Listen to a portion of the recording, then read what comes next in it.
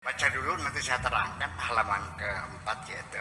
Demikian juga ketenangan yang terlalu sempurna tidak dapat membantu otak untuk berkonsentrasi. Karena otak kita ini juga memerlukan sedikit kegaduhan untuk memancing supaya otak kita bekerja dengan kualitas yang baik. Jadi jangan dikira ketenangan yang sempurna itu malah menjadi masalah. Oke. Bangun di tengah malam. Ambil air wudhu. Kita sholat tahajud. Ya kan? Ketika orang lain sedang pada tidur dalam keadaan yang hening, tenang. Ya. Utang nggak ada. Istri baik-baik saja, anak sehat semuanya, pokoknya nggak ada masalah, tenang. Jangan dikira bahwa ketenangan yang sempurna itu sesuatu hal yang luar biasa. Bahkan menjadi sulit otak kita untuk berkonsentrasi.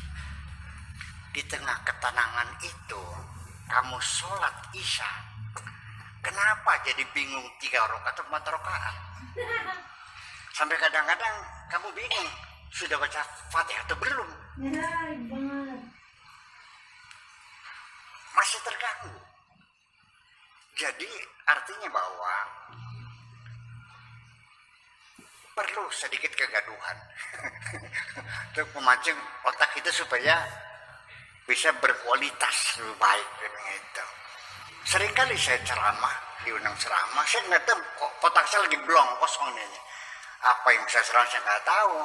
Makanya saya ceramahnya 10 menit saja, sarannya tanya jawab. Dengan pertanyaan itu sama dengan memalu otak saya itu berpikir. Jadi ketika kita tidak menghadapi persoalan hidup ini, semuanya beres. Kata orang Jawanya, mangan kari leg, nginung kari, turu kari, nguyu kari, surtawer. Ya kan, semuanya walahum ma yad'un salamun qaulan birrahim, tinggal manggil saja. Apal datang apa nyiru. Apakah dikiranya Anda yakin orang yang kaya raya, yang hartanya berlimpah ruah, pembantunya 26, pembantunya siapa namanya tuh? Kaji Sarmun. Kaji Sarmun tuh Pak Arif, sawahnya 80 hektar, pembantunya itu 26, meja makannya 4 kali 8, segala makanan dibikin semuanya, otokowok, encerut, keripik, kerupuk, opak, lantak, rengginang, semuanya dibikin ya. Ya, sambal goreng, dendeng, bergedel, semuanya serba lengkap. Pembantunya 26 tuh, yang tukang ini makan ke sawah ada, yang tukang nyapu ada, yang tukang ngangsu ada, yang nyupir ada, semuanya. Apa yang terjadi? Dengan semuanya stabil, dia hanya tinggal duduk selonjor sama kebat-kebut saja. Tahu nggak? Kolesterolnya nongol, asam uratnya tensinya naik, gulanya naik. Akhirnya sebelum makan minum pil, nafsu makan dulu. Mau berpeluk dengan istrinya, minum apa namanya itu? Obat apa namanya itu? Obat kuat. Viagra. Viagra dulu. Mau tidur, minum pil tidur dulu. Udah hancur. Karena dalam keadaan stabil, tidak ada kerepotan, tidak mikirin bagaimana cari uang, karena sawah 80 hektar, tinggal di kampung. Ya. Apa yang terjadi ketika dia ngambil sambal? Kata istrinya, Bang, sudah bosan hidup tak? Apa sih? Karena kan makronis, berkeset, nggak jadi. Lihat sate kambing, waduh enak banget. Begitu tangannya nyelodor, ditampel lagi sama istrinya. Bang, kalau mau modal lah, tapi jangan sekarang. Kerandanya lagi dipakai. Apa sih? Kan darah tinggi. Sampai terakhir minum teh, tubruk pakai gula batu, sudah dikocok-kocok, tinggal misalnya ditampel lagi sama istrinya, Kang. Kalau engkau sudah tidak lagi cinta padaku, ya silahkan. Apa sih? Kan kencing manis. Sawahnya 40 hektar. Meja makannya 4 kali 10. Segala masakan ada.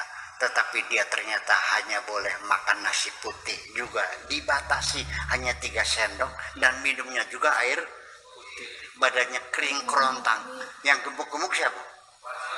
Betul ya. Apa dikiranya stabilitas itu? Tidak, juga perlu ada kegaduhan. Ya, membuat kita selalu terjaga. Kenapa di jalan tol dibikin benjolan-benjolan? Supaya jangan sampai supir itu ngantuk. Jadi kegaduhan itu diperlukan dalam pikiran kita supaya kita lebih bekerja, otak kita lebih berkualitas. Ini perlu tantangan. Orang yang hidup banyak menghadapi kesulitan itu yang membuat orang jadi perkasa dibandingkan dengan orang yang hidupnya nyaman. Ya. Itu terus kita ketahui. Jadi kalau diberi kesulitan, alhamdulillah. Diberi kesulitan oleh Allah itu adalah pelajaran. Katakan ya Allah, alhamdulillah. Tidak usah berkeluh kesah. Masa dikasih pelajaran nggak mau? Ya. Kenapa demikian? Allah ketika ingin memberikan pelajaran kepadamu, Allah akan memberi kamu dengan musibah dan bencana. Dari musibah itu engkau mendapatkan pelajaran. Tapi kalau di sekolah belajar dulu, nanti akhir tahun diuji. Tapi Allah, pelajaran dari Allah diuji dulu. Dari situ engkau dapat pelajaran. Itu bedanya.